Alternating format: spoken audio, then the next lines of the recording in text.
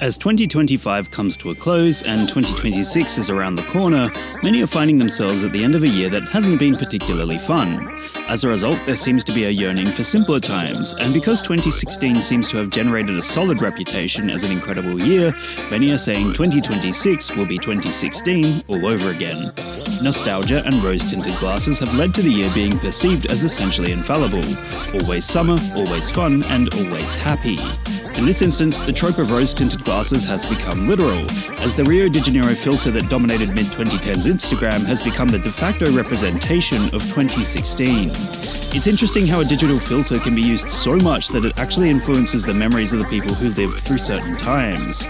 It's kind of like how older people sometimes dream only in black and white, as that was the color of the TV and movies they watched for a huge chunk of their lives.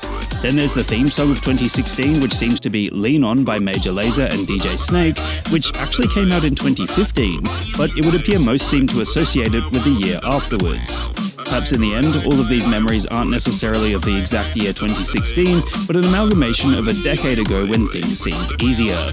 It is a running gag that our memories aren't perfect and tend to romanticize the past, as demonstrated by the comic of a guy sitting at a computer and remembering how good things were several years ago, despite them being exactly the same.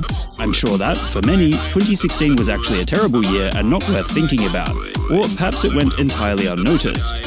However, if the social media ecosystem collectively agrees that it was the best ever, then that seems to be enough to influence the world into believing 2026 could be just as good as the mythical 2016 was. Then there's the Great Meme Reset to consider too, which also utilizes the tool of nostalgia to promote the idea of old memes coming to the forefront, including classics from 2016.